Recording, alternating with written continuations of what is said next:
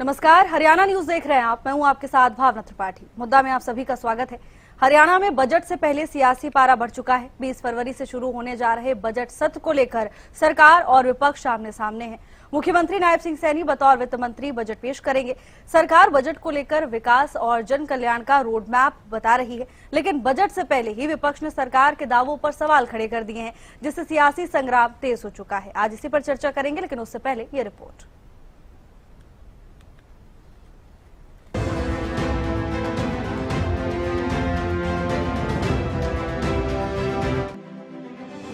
फरवरी को हुई कैबिनेट की बैठक में बजट सत्र की अवधि पर मुहर लग गई है। 20 फरवरी से हरियाणा का बजट सत्र शुरू होगा और 18 मार्च तक चलेगा। बीएसी की बैठक में सत्र की अवधि पर अंतिम मुहर लगेगी। सीएम नायब सिंह सैनी बतौर वित्त मंत्री बजट पेश करेंगे।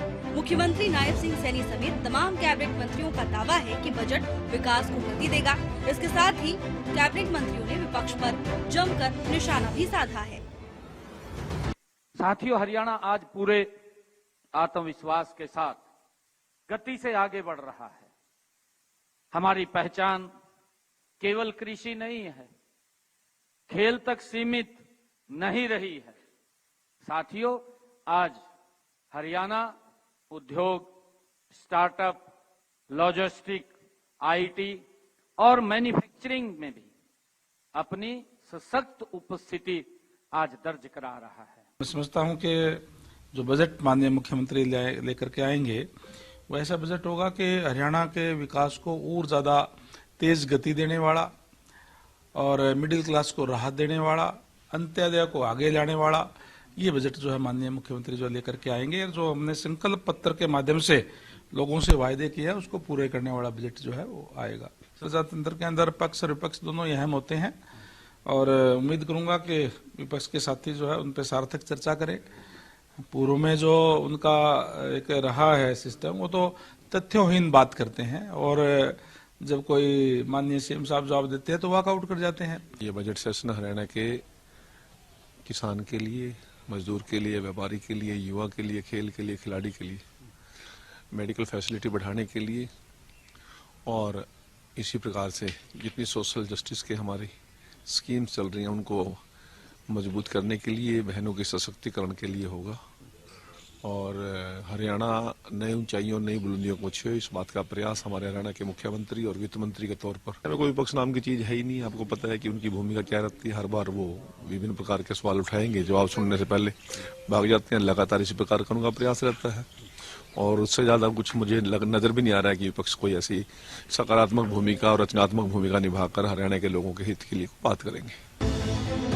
जहां एक तरफ सरकार लगातार बजट को लेकर कई दावे कर रही है, तो वहीं दूसरी तरफ विपक्ष लगातार सरकार पर हमलावर है। सीएम ने कई प्री बजट बैठकें भी की और दावा किया कि बजट जन आकांक्षाओं के अनुरूप होगा, लेकिन बजट पर इस मंथन के दौरान ही नेता प्रतिपक्ष भूपेंद्र हुड्डा नाउम्मीद नजर आए। उन्होंने कहा कि सरकार जनहित का काम नहीं कर रही है, केवल कर्ज ले रही है। कुछ हो ही नहीं रहा बजट का, क्या ये तो कर्जा ले रहे हैं। चारवाक की नीति बेचारा कर्जा ले रहे हैं।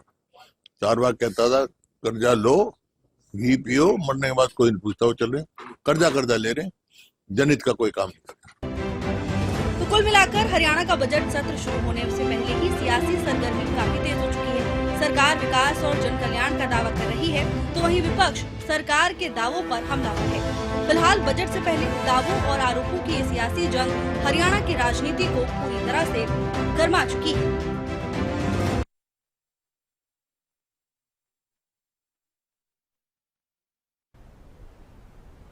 और चलिए इसी पर चर्चा के लिए हमारे साथ खास मेहमान जुड़ गए, उनसे आपका परिचय करा देते हैं। बीजेपी की तरफ से हमारे साथ राजकुमार कटारिया जी हैं, कांग्रेस का पक्ष रखने के लिए ललित अरोड़ा जी हमारे साथ हैं और राजेंद्र जादौन वरिष्ठ पत्रकार हमारे साथ जुड़ चुके हैं। आप सभी मेहमानों का बहुत बहुत स्वागत है हरियाणा न्यूज में। राजकुमार जी, शुरुआत में आपसे करूंगी और सबसे पहला सवाल, बजट से जनता को कई उम्मीदें हैं, इस बार सरकार क्या कुछ खास जनता को देने वाली है बजट में? नमस्कार भावना जी, और आपके चैनल के माध्यम से आपके दर्शकों को भी मेरा नमस्कार। पिछले एक महीने से ज्यादा से जनवरी में जैसे ही नव वर्ष में हमने प्रवेश किया, उसी दिन से माननीय मुख्यमंत्री नायब सिंह सैनी जी ने जनता के बीच, जनता के हर वर्ग जो स्टेक होल्डर्स हैं, सभी स्टेक होल्डर्स से पूरी चर्चा करके आने वाले बजट की तैयारी के लिए किस तरीके से ये समावेशी बजट हो, जनता के हर वर्ग की इसके अंदर आवाज हो, तो उसका अपना एक खाका तैयार किया। तो उसमें मैं समझता हूं कि पिछले 1 महीने से ज्यादा समय में माननीय मुख्यमंत्री जी ने हर वर्ग को अप्रोच किया है। वो पूरी तैयारी जो है बजट की है, कम से कम 14 मीटिंगें समाज के प्रत्येक जो वर्ग है, चाहे वो किसान हो, चाहे जनप्रतिनिधि हो, चाहे सरपंच हो, चाहे जो है चुने हुए और प्रतिनिधि जैसे हमारे नगर पालिका के प्रतिनिधि, उद्योगपति हो, व्यापारी हो, हेल्थ वर्कर हो, इन सभी स्टेक होल्डर से फीडबैक लेने का काम किया है। तो इसमें पूरी प्रक्रिया में लगे हुए हैं और जैसे फीडबैक भी जो 14 मीटिंग के करीब हो चुकी हैं, मुख्यमंत्री की डायरेक्ट जो है इनसे इंटरेक्शन हो चुका है उनके प्रतिनिधियों का, और करीबन 1500 सजेशंस जो हैं इन मीटिंगों के माध्यम से सरकार को मिले हैं। और यहां तक भी सरकार जो है इससे भी आगे जाकर के कि कोई भी हरियाणा का आम नागरिक भी अगर बजट के संबंध में अपनी राय देना चाहता है तो एक जो है पोर्टल के माध्यम से AI बेस्ड पोर्टल हमने लॉन्च किया हुआ है। उसमें भी जनता ने बड़ा ही अपना इंटरेस्ट दिखाया है। ये क्योंकि पहली बार हरियाणा में इस तरीके की एक्सरसाइज हुई है कि पूरे के पूरे आम जनता से राय मांगी गई है। तो बड़ी खुशी की बात है कि जनता ने इसमें इंटरेस्ट दिखाया और 9000 के करीब सजेशन AI प्लेटफॉर्म पे भी आए हैं। तो इन सारे सजेशंस को पूरा समझ के और उसके बाद माननीय मुख्यमंत्री जी ने पिछले हफ्ते ही आपने देखा होगा, मीडिया के माध्यम से भी लोगों को पता चला कि पूरे सेक्रेटरीट के अंदर सुबह से शाम तक सभी विभागों का एक मैराथन बैठकें की है। ठीक है राजकुमार, सुबह से शाम तक बैठ करके ललित जी से मैं सवाल का जवाब ठीक है ललित जी, ठीक है राजकुमार जी, मैं आपके पास वापस आऊंगी। ललित जी, राजकुमार जी कह रहे हैं कि न केवल उद्योगपतियों, किसानों और युवाओं से बातचीत की गई है बल्कि AI के जरिए आम लोगों से भी सुझाव लिया गया है। अब जब सुझाव आम लोगों की तरफ से आए हैं तो कहीं ना कहीं ये बजट समावेशी होगा और आम लोगों के लिए होगा। कांग्रेस को क्या कुछ उम्मीद है सरकार से इस बजट से? मैं अपना ओपनिंग रिमार्क्स 2 पार्ट में बताऊंगा। पहला पार्ट की इन्होंने पिछले साल क्या आवंटन किया था और वर्तमान में समस्या कहां किस क्षेत्र में है। इनको अच्छा लगे तो नोट कर लेंगे, नहीं अच्छा लगे तो ये कह देंगे कि हमें तो कुछ समझ में नहीं आया या ये वैसे ही बोलते रहते हैं। पहली बात, शिक्षा खेल कला में 21,295 करोड़ थे, आपने कितना खर्च कर दिया? 50% भी कर दिया तो बता दें। सामाजिक कल्याण और पोषण पे 19,828 करोड़ था, स्वास्थ्य परिवार कल्याण पे 9674 करोड़ था, कृषि से रिलेटेड में था 8,960, यानी पिछली बार आपके कृषि चौथे नंबर पर रखा आपने। पुलिस पे 7,588 करोड़ था। एनीवे, ग्रामीण विकास पे 7,389, ये मैं कुछ आंकड़े दे रहा हूँ, 57% बजट यही था। तो इसमें से कितना खर्च हो चुका है 31 जनवरी तक, कोई मुझे बताएगा? मैं तो सारे आंकड़े देख चुका, मुझे कहीं नहीं मिला। दूसरी बात, हरियाणा में आप बड़े प्रबुद्ध, आपका चैनल है, मैं यहाँ पे मुझे मजा आता है डिबेट करके, क्योंकि आप बोलने देते हो और जो है प्रवक्ता भी कमी होते हैं। नंबर 1, जल संकट और भूजल की कमी है। हरियाणा में 91% ताजा पानी का उपयोग कृषि में होता है, आप सभी जानते हैं। भूजल तेजी से गिर रहा है, वाटर लॉगिंग है, लवणता की स्थिति है। तो इसके लिए कीटनाशक और उर्वरक है, तो उत्पादकता कम हो रही है। इस पे आप क्या करने जा रहे हैं? किसानों पे आर्थिक दबाव है, MSP है नहीं, तो आप उसमें आर्थिक सर्वेक्षण को देखते हुए बताइए क्या करने जा रहे हैं। भूजल प्रदूषण और पीने के पानी की बहुत कमी है, कृषि और औद्योगिक इकाइयों में भी पानी चाहिए ना। तो 2030 तक बड़े शहरों में पानी खत्म हो जाएगा हरियाणा में, इसके लिए क्या व्यवस्था कर रहे हैं आप? और जो है साथ ही साथ अरावली के लिए या SYL के लिए, पंजाब से पानी के लिए आप देखो बजट में प्रावधान करना है कि नहीं करना, क्योंकि आपका अगर हमारा समझौता हुआ तो पानी कैसे हरियाणा में पहुंचेगा, इसकी चिंता तो होगी ना। पर्यावरण के बारे में देखिए, वायु प्रदूषण और NCR की वजह से यहाँ पे वाहनों का CO2 का बहुत प्रदूषण है और नुकसान का कारण बन रहा है। मिट्टी का क्षरण भी हो रहा है, कचरा प्रबंधन में भी दिक्कत है। आप इसमें क्या खर्चा करने जा रहे हैं? क्या आपकी योजना है? स्वास्थ्य में बता दीजिए, देखिए, प्रदूषण से जुड़ी बीमारियां हर तरफ बढ़ रही है। टाइफाइड, हैजा, हेपेटाइटिस और भी जलजनित बीमारियां हैं, कैंसर है। बेरोजगारी के बारे में बताइए, आप कैसे रोजगार देंगे? आपके किस विभाग में कितना जो है वैकेंसीज पड़ी है? आप इस साल कितने लोगों को रोजगार देंगे? पिछले साल कितने को दिया? आपके पास प्रावधान है कि नहीं? क्योंकि आपका अधिकतर पैसा तो वेतन उसमें चला जाता है। फिर मैं ये जानना चाहता हूँ कि गरीबी रेखा से जो नीचे लोग हैं उनकी संख्या आप देख लीजिए। कई बार शर्म आती है कि हम हरियाणा स्टेट में प्रति व्यक्ति आय की बात करते हैं। 2023-24 में नंबर 1 थी प्रति व्यक्ति कर्जे की बात कर लीजिए। कितना कर्जा हमारे ऊपर 4 लाख करोड़ से ऊपर है। तो शिक्षा पे कितना खर्चा करके कितने स्कूल हम बंद करने जा रहे हैं, कितनी यूनिवर्सिटीज आप खोलने जा रहे हैं, कितने मेडिकल कॉलेज। आप कहते हैं हर जिले में मेडिकल कॉलेज खुलेगा। अरे बता तो दीजिए कि पैसे कहाँ से आएंगे? IMT का बता दीजिए। आर्थिक और सामाजिक असमानता कैसे दूर करेगी? आप देखिए, नू में जो है प्रति व्यक्ति है 60,000 एक नहीं, 55,000, और गुड़गांव में जो है 10 लाख है। तो ये जो आर्थिक विषमता है, इस पर बात कीजिए। क्योंकि देखिए, जलवायु परिवर्तन है और संसाधन असंतुलन भी है। आप अगर ये सोचे कि फरीदाबाद में विकास हो गया, बाकी जगह नहीं। उद्योग के बारे में बता दूं, बढ़ती प्रचालन लागत। आप MSME का हाल ज्यादा अच्छा नहीं है। और साथ ही साथ आप देखिए, स्कूलों में 1,30,000 स्वीकृत पद है, लेकिन 38,000 के लगभग तो वेकेंट है। और कंप्यूटर साइंस में तो 80 से अधिक जो है प्रोफेशनल वैकेंसीज पड़ी है। हिंदी का टीचर विज्ञान पढ़ा रहा है। ठीक है ललित जी, ठीक है, मैं आपके पास वापस आऊंगी। बहुत सारे सवाल राजकुमार जी ललित जी को आपसे पूछने हैं। ऐसा लग रहा है यहीं पर सत्र शुरू हो गया है। राजेंद्र जी, बजट का दिन बहुत महत्वपूर्ण होता है और बजट ही निर्धारित करता है कि किस दिशा में प्रदेश आगे बढ़ने वाला है। सबसे ज्यादा जरूरत किस चीज की है हरियाणा को फिलहाल? देखिए, हरियाणा को तो इंडस्ट्रीज के क्षेत्र में भी जरूरत है और कृषि क्षेत्र में भी जरूरत है, क्योंकि वो जो है कई जिलों में जो उत्पादकता बढ़ाने का था। पिछली बार केंद्रीय बजट में प्रधानमंत्री कृषि धन धान्य योजना आई थी। कोई 100 जिले ऐसे चिन्हित किए गए थे जहाँ कृषि उत्पादन कम था। तो हरियाणा को भी देखना है कि जहाँ कृषि उत्पादन कम है वहाँ कुछ योजनाएं वो लेकर आए और कृषि उत्पादन बढ़ाए, खास तौर से।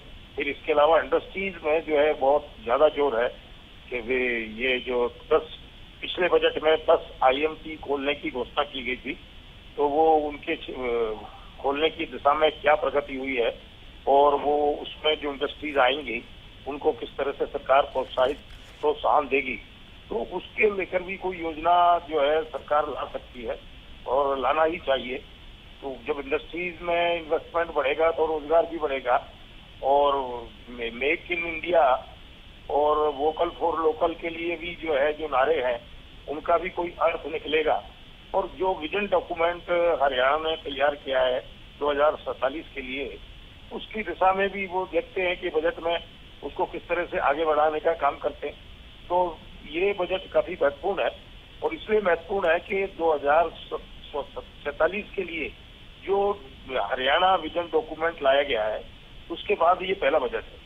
उससे पहले के बजट थे लेकिन तब वो विजन डॉक्यूमेंट नहीं आया था। तो अब ये एक सस्पेंस में आ गया है कि देखते हैं विजन डॉक्यूमेंट को इम्प्लीमेंट करने के लिए हरियाणा सरकार इस बजट में क्या प्रावधान करती है, क्योंकि विजन डॉक्यूमेंट तो बजट के जरिए ही इम्प्लीमेंट होगा। उसकी दिशा में जो भी कदम बढ़ाए जाने हैं वो बजट के जरिए ही होंगे, क्योंकि सरकार जब योजना लाएगी और उनको वो एलोकेशन करेगी बजट का, जो भी संसाधन है जो रेवेन्यू गवर्नमेंट को मिलती है उसमें से ही बंटवारा होना है। तो देखते हैं कि वो कौन कौन सी किस तरह की योजना लाती है और कितना बंटवारा करती है, और वो जिस हिसाब से योजनाएं लाएंगी और जो बंटवारा होगा और उसका किस तरह से इम्प्लीमेंटेशन होगा, उसी के आधार पर ये कुछ कहा जा सकता है कि 2047 विजन डॉक्यूमेंट 2047 की ओर सरकार बढ़ रही है। तो ये सरकार को ही प्रूव करना है अब इस बजट सेशन में कि वो किस तरह से इस डॉक्यूमेंट को इम्प्लीमेंट करती है। बिल्कुल राजेंद्र जी, इंतजार करना होगा, क्योंकि कई बार सरकार की ओर से कहा गया है कि पहले से हरियाणा प्रगति कर रहा है, अब जो बजट पेश होगा उससे 2047 विकसित प्रदेश का एक संकल्प की बात लगातार मुख्यमंत्री भी और कई कैबिनेट मंत्री अपने बयानों में करते हैं, लेकिन अब सत्र के दौरान ही पता चलेगा कि क्या कुछ इस बार सरकार के पास खास है। राजकुमार जी, कई सवाल पूछे आपने ललित जी ने, जल्दी से जवाब दीजिए सभी सवालों का। भावना जी, मैं बीच में आवाज वाला जो आपका सिस्टम है उसमें की वजह से इनके में सवाल नहीं मेरे तक पहुंच पाए, क्योंकि आवाज डिस्कनेक्ट हो गई थी। तो इसलिए मैं उनके जो सवाल है उनको मैं सुन ही नहीं पाया हूँ। मैं कुछ नहीं मुद्दा ये है। ठीक है राजकुमार जी, मैं हेलो। आप ठीक है ललित जी, 30 सेकंड है आपके पास, जल्दी से एक समाप्त करके आप पूछ लीजिए सवाल राजकुमार जी से, उन तक आवाज नहीं पहुंची थी। देखिए 531 स्कूलों में छात्राओं के लिए शौचालय नहीं है। 1047 स्कूलों में जो छात्र हैं उनके लिए शौचालय नहीं है। 31 इनकी आवाज नहीं आ रही है, आपकी आवाज ठीक आ रही है, इनकी नहीं आ रही है। ठीक है ललित जी, मैं अब टीम से बोलूंगी कि ठीक हो आवाज। राजकुमार जी वो पूछ रहे हैं कई शौचालय स्कूल महिलाओं के लिए, छात्राओं के लिए स्कूलों में शौचालय नहीं है, और तमाम जिन मूलभूत, अगर हम लबोलबाब आपको बताएं तो कह रहे हैं कि मूलभूत सुविधाएं नहीं मिल रही हैं, जिनका सरकार लगातार दावा कर रही है, और पिछले बजट में भी सरकार ने जिन चीजों का दावा किया वो पूरे नहीं किए गए, और एक सबसे बड़ा आरोप, पिछले बार जो बजट आपने पेश किया वो यूटिलाइज नहीं किया। नहीं, ये मेरे ख्याल से डाटा इनके पास सही ढंग से इनके पास है नहीं। आप पूरा विस्तार से आपका जो केंद्रीय बजट है उसको भी पढ़ेंगे, और जो हमारा पिछला जो बजट था हरियाणा का उसको भी जब विस्तार से पढ़ेंगे तो वो सारी चीजों में जो हमने कमिटमेंट किया था वो पूरे किए हैं। और सरकार, जो नायब सैनी जी ने जो पिछला बजट पेश किया था और अब की बार का जो बजट पेश होगा वो उनके नाम को चरितार्थ करेगा, और वो पूरी तरीके से नायाब बजट होगा। क्योंकि आज जो समय है, जिस तरीके से केंद्रीय बजट में एक दिशा दी गई है कि देश को 2047 में किस तरीके से युवाओं के एस्पिरेशंस के हिसाब से उसको जो डिजाइन किया गया है, और किस तरीके से हमने देश को एक प्लेटफॉर्म देना है, तो उन सारी चिंताओं को देखते हुए अब की बार का जो बजट होगा वो पूरी तरीके से युवाओं को शिक्षा के हिसाब से किस तरीके से डेवलप करना है, उनकी स्किल कैसे डेवलप होगी, और जो इंफ्रास्ट्रक्चर चाहिए आने वाले भविष्य के नौजवान पीढ़ी के लिए, उनके भविष्य के लिए जो चाहिएगा उसको पूरा समाहित करके अब की बार के बजट में उसी से कनेक्ट किया जाएगा जिस तरीके से केंद्रीय बजट ने किया। तो स्किल हमारा जो है अब की बार वही स्किल डेवलपमेंट और टेक्नोलॉजी, इन सारी चीजों के ऊपर पूरा विस्तार से रहेगा। क्योंकि जो हरियाणा और जो केंद्र का बजट है उसको एक ही दिशा में हम लोगों ने लेके जाना है। तो जो सजेशंस आए हैं और जो इनकी चिंताएं उन्होंने बताई है, अभी जो स्कूलों में जो इंफ्रास्ट्रक्चर की और इन सारी चीजों की, ऐसा नहीं है। हरियाणा के स्कूल और हरियाणा के स्कूलों की स्थिति देश में बहुत ही बेहतर स्थिति में है। हरियाणा के अंदर स्कूलों के अंदर मिड डे मील हो और सारी चीजें हो। ठीक है राजकुमार जी, मैं आपके पास दोबारा वापस आऊंगी। ललित जी वो कह रहे हैं कि इस बार जो बजट आएगा तो मुख्यमंत्री के नाम को चरितार्थ वो बजट करेगा, यानी नायाब बजट आने वाला है।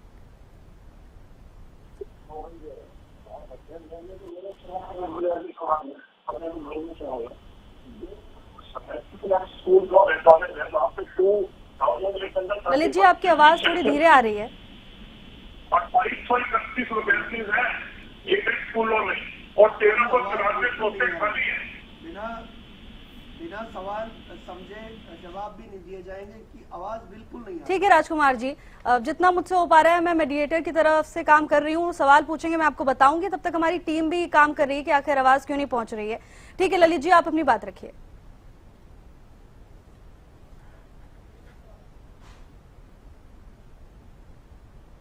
ठीक है राजकुमार जी, इस बार बजट में क्या कुछ खास होने वाला है? देखिए अभी राजेंद्र जी भी कह रहे थे कि इस बार विकसित डॉक्यूमेंट जो रखने का काम किया है, विजन डॉक्यूमेंट 2047, क्या कुछ अलग मिलने वाला है इस बार प्रदेश को?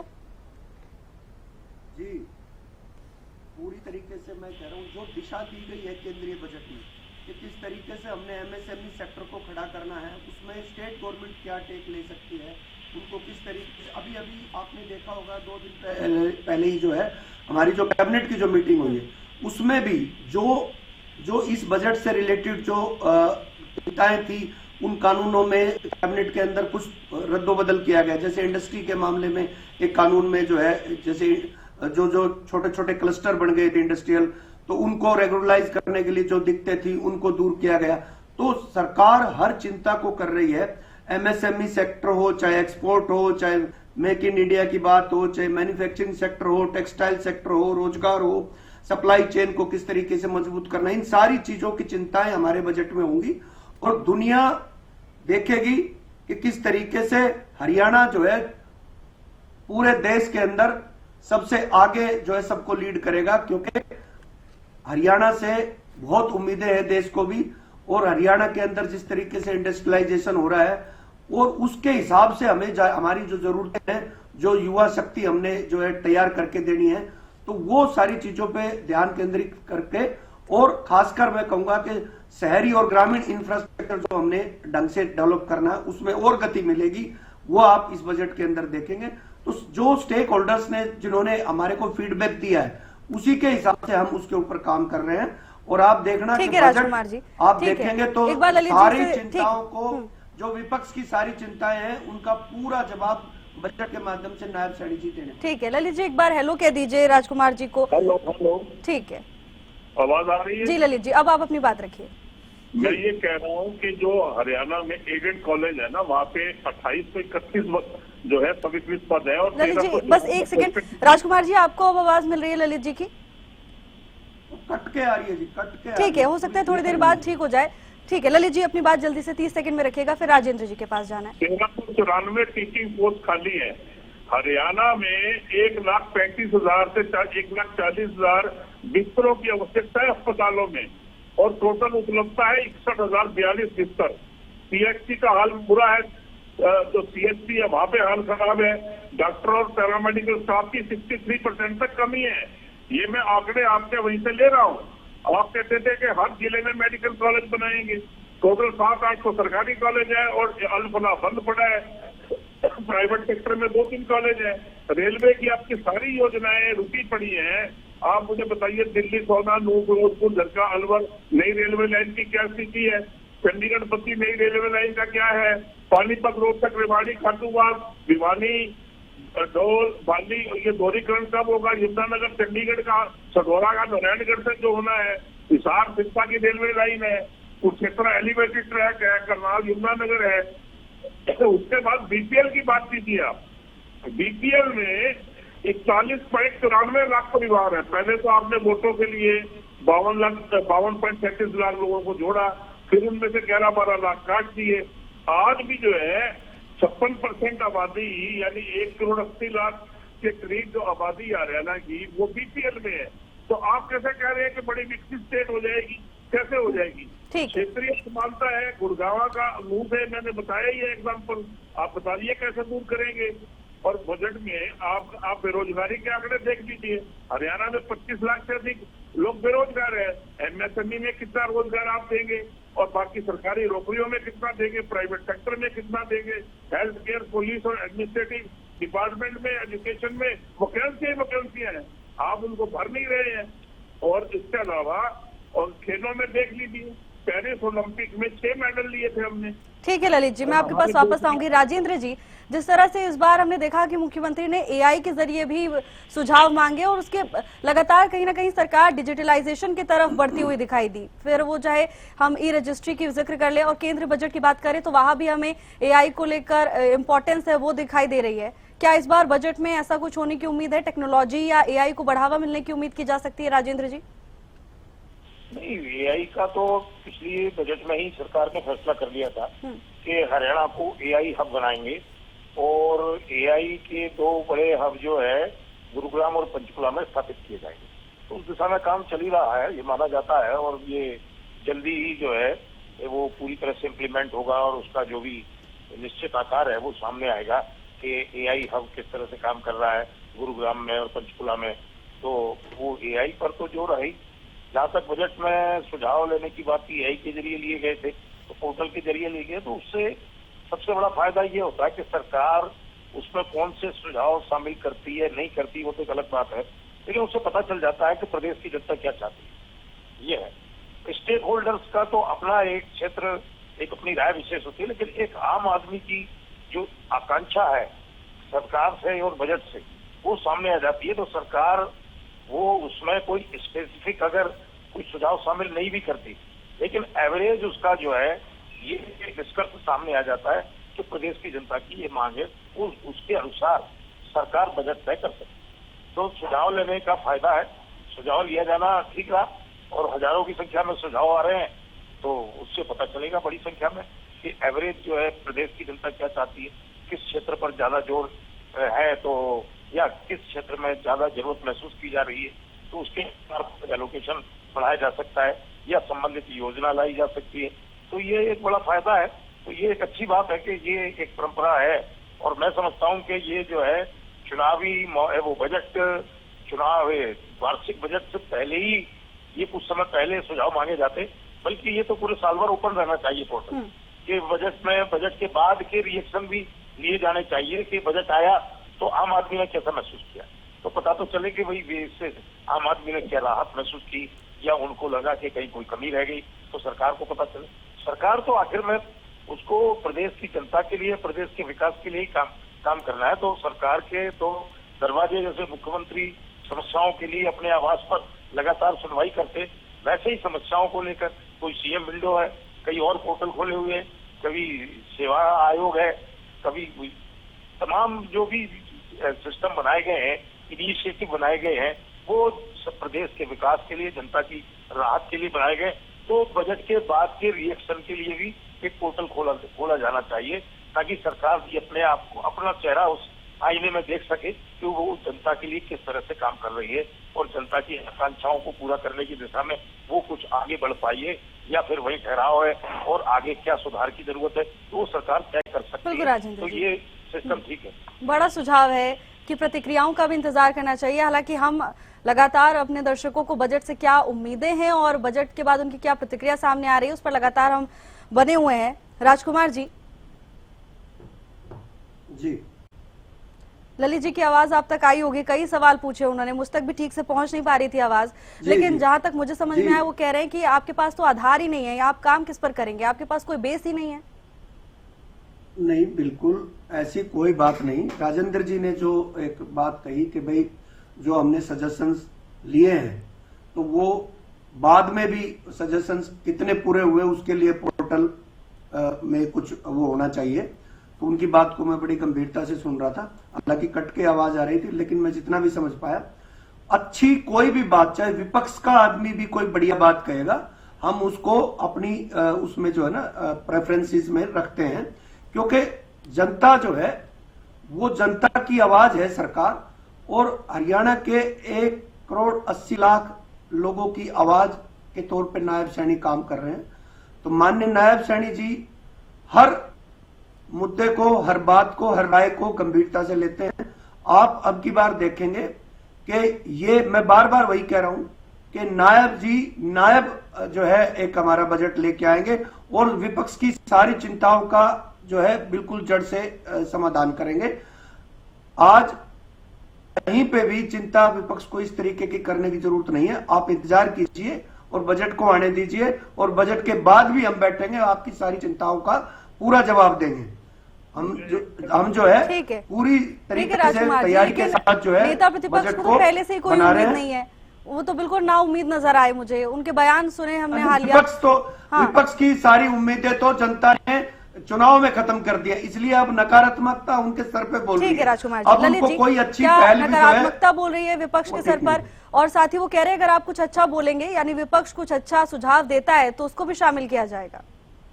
बिल्कुल बिल्कुल स्वागत रहेगा अच्छे सुझाव। बिल्कुल। ललित जी, आप तक मेरी आवाज आ रही है? हाँ, मेरा ये कहना है कि कुछ ऐसी ग्रांट्स हैं जो सेंट्रल से इन्हें बड़े दबाव देकर लेनी पड़ेगी। देखिए, जो केंद्रीय प्रायोजित जो योजनाएं है ना, उनमें से ही बहुत पैसा मिलता है हमें, और उस पर हरियाणा का तो अपना कोई फंड जनरेशन कहाँ से करेंगे। ये मनरेगा के लिए फंड ज्यादा चाहिए, ग्रांट एड चाहिए। RLB के लिए इनको 195 करोड़ मिले थे, बहुत कम है। खर्च कितने हुए मुझे नहीं पता। फायर सर्विसेज के लिए NDRF से इनको 118 करोड़ रुपए मिले। अब ये फायर सर्विस के लिए जो 118 करोड़ मिले वो बहुत कम है। 23 डिस्ट्रिक्ट एक नया बन गया है। उसके अलावा मैडम अन्य ग्रांट जो है ना, जैसे जल जीवन मिशन है, राष्ट्रीय ग्रामीण स्वास्थ्य मिशन है, इनसे क्योंकि टैक्स डिवोल्यूशन और ग्रांट के माध्यम से हरियाणा को अगर 25,000 करोड़ मिलते हैं तो कम है। मेरे हिसाब से इनको 35,000 करोड़ मिलना चाहिए। एक छोटी सी बात और मैं कहना चाहूंगा, क्योंकि राजस्व व्यय अधिक है और पूंजीगत व्यय टोटल पिछली बार इन्होंने 16,164 करोड़ रखा था। अगर आप ये सोचते हैं कि 1,69,000 करोड़ के बजट में से सिर्फ 16,000 यानी 10% भी नहीं आप रखते हैं, तो एसेट क्रिएशन कैसे करेंगे आप। और मैं एक और बात कहना चाहूंगा कि BE और RE के हिसाब से अगर आप चलेंगे, तो मैंने ये अभी कहा था कि आपने शिक्षा, खेल, कला और संस्कृति में पूरा बजट खर्च नहीं किया अभी तक। 2 महीने पड़े थे और अभी तक 70% बजट नहीं खर्च हुआ। सामाजिक कल्याण पे और पोषण पे जो आवंटन है, स्वास्थ्य और परिवार कल्याण पे है। ललित जी, अभी राजकुमार जी कह रहे थे कि आपकी जो भी चिंता है, नहीं विपक्ष की जो भी चिंता है वो बजट के समय में दूर हो जाएगी। मैडम, जब पिछले बजट ही नहीं खर्च किए, ये तो चिंता नहीं होगी। राज्यों का जो हिस्सा है टैक्स पूल में, सेंट्रल टैक्स पूल में, भावना जी, मैं आपके माध्यम से इनका जवाब देना चाह रहा हूँ। ठीक है राजकुमार जी, 5 सेकंड बाद, 5 सेकंड के बाद मैं आपके पास आऊंगी। ठीक है ललित जी, 5 सेकंड में जल्दी से जवाब। मैं ये कहना चाह रहा हूँ कि जो इनके बजट एलोकेशन 7 पैरामीटर में जो थे, मैं तो सिर्फ उसी की बात कर रहा हूँ जिसमें अभी भी 70% से कम खर्च हुआ है। कृषि और गतिविधियां, पुलिस आवंटन है, ग्रामीण विकास है, शहरी विकास है, इन पे तो पैसा इनको मिले खर्च ही नहीं हुआ। ये खर्च ही नहीं करते तो बजट। ठीक है राजकुमार जी, जल्दी से 10 सेकंड में। वो कह रहे जब आपने पिछला बजट ही भी यूटिलाइज नहीं किया है तो आगे के लिए वो क्या उम्मीद रखे? मैं इनको जो सबसे पहले तो ये कह रहे थे कि कितना मिलना चाहिए। जो 16वें वित्त आयोग की सिफारिशें जो है उसमें जो पूल, राज्यों का जो पूल है 1.4 लाख करोड़ रुपए, उसमें जो हरियाणा का हिस्सा 41% है वो बरकरार है और उतना मिलेगा। तो उसमें कोई चिंता करने की जरूरत नहीं, विपक्ष को कतई चिंता करने की जरूरत नहीं है। और वो पैसा जो है पूरी तरीके से शिक्षा, स्वास्थ्य, ग्रामीण विकास और सड़कों पर खर्च होगा, ज्यादा खर्च होगा। तो इसमें कोई दिक्कत नहीं है, इस बात के लिए ये चिंता ना करें। और जहां तक बात है, ये कह रहे हैं कि ये पिछला बजट एक्सपेंड नहीं किया, एक्सपेंडिचर हुआ नहीं अभी तक। तो पिछला एक बात समझ लीजिए कि जनता का पैसा है ये, जनता का पैसा जनता की भलाई के लिए ढंग से खर्च होना चाहिए। हमने बहाना नहीं है पैसा कि बिल्कुल सरकारी पैसा तो उसको ऐसे बहा देंगे। सही मद में लगे और सही तरीके से लगे और उसका कहीं तरीके से मिसयूज भी ना हो, इस बात की चिंता सरकार को करनी पड़ती है। टूटे पड़े वहाँ घास उगी हुई है, आप कहते हैं कि बहुत कुछ कर दिया हमने। जनता बता रही है, जनता लगातार बता रही है आपको, खासकर कांग्रेस वालों को बता रही है। तीसरी बार अगर जब ये भारतीय जनता पार्टी जो है फुल मैंडेट से जीत के आई है तो वो जनता बता रही है कि वो हमारे कार्य से संतुष्ट है।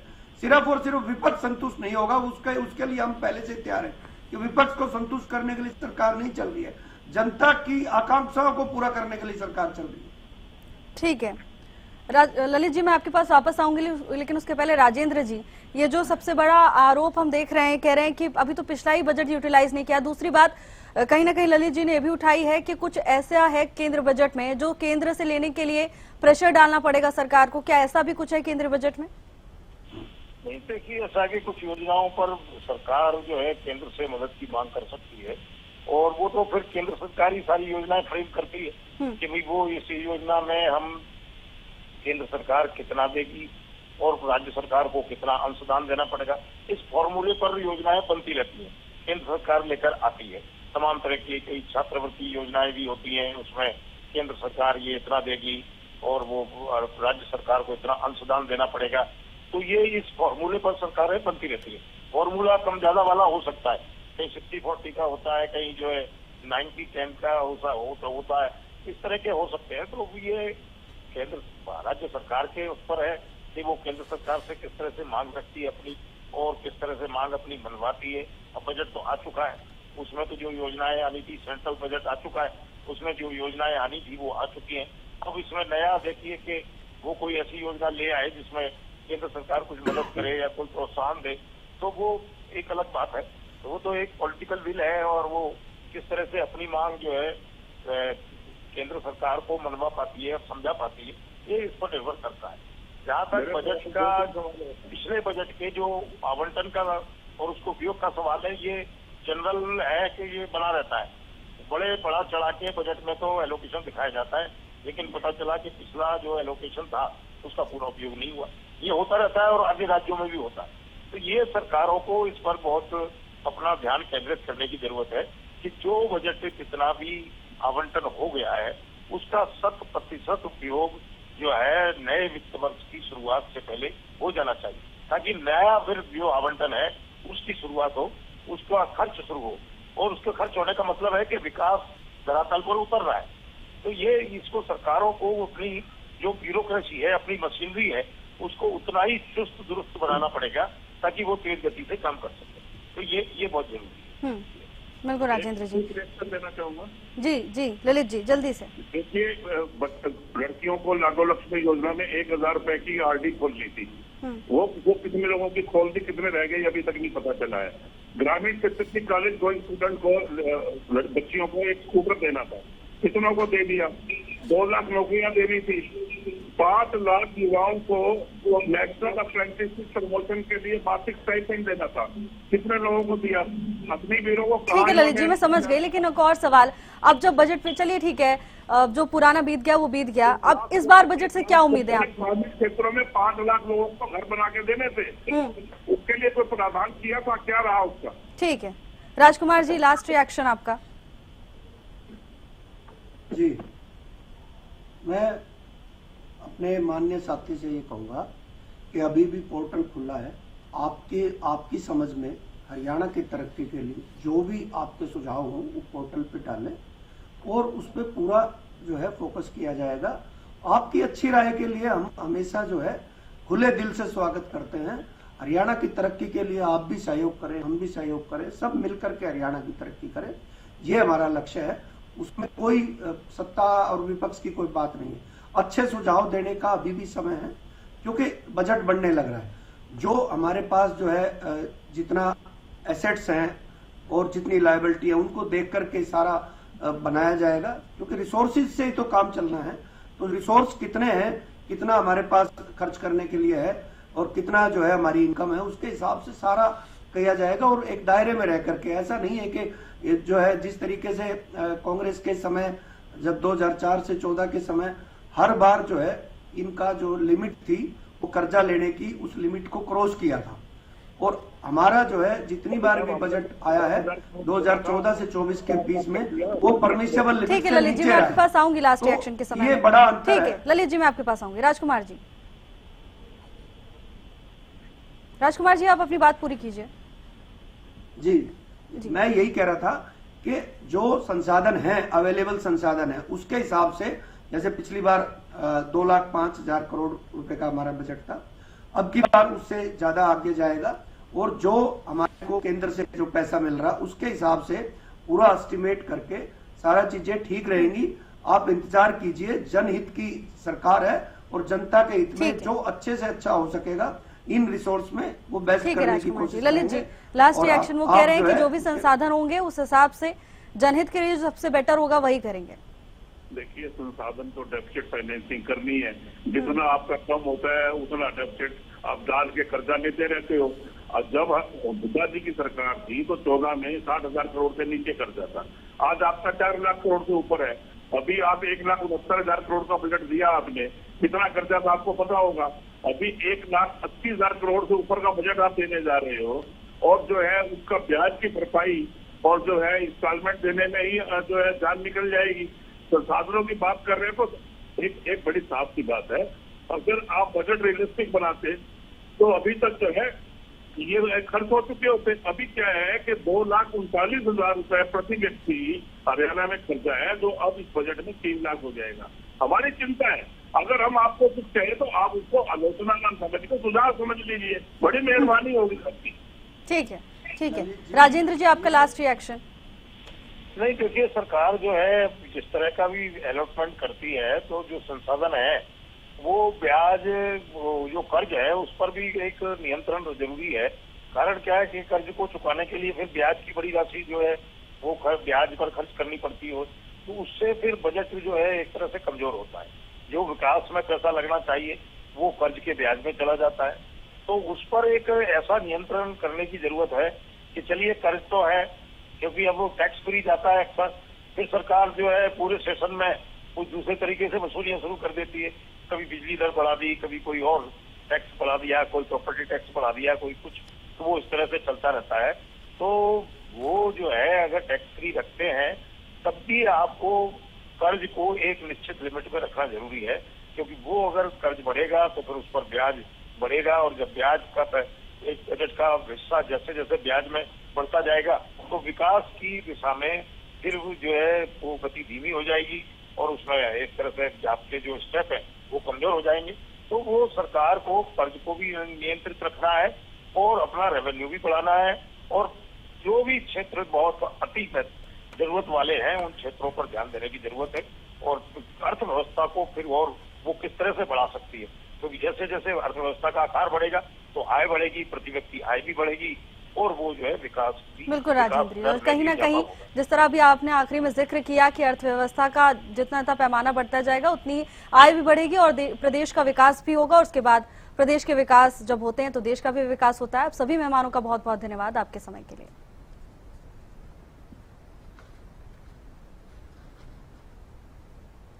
सरकार का दावा है कि ऐसा ढांचा तैयार किया गया है जिससे प्रदेश के विकास को गति मिलेगी।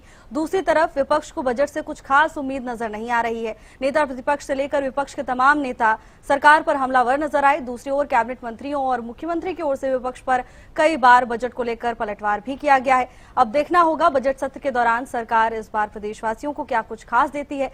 फिलहाल की इस चर्चा में मेरे साथ बस इतना ही। आप देखते रहिए हरियाणा न्यूज। नमस्कार।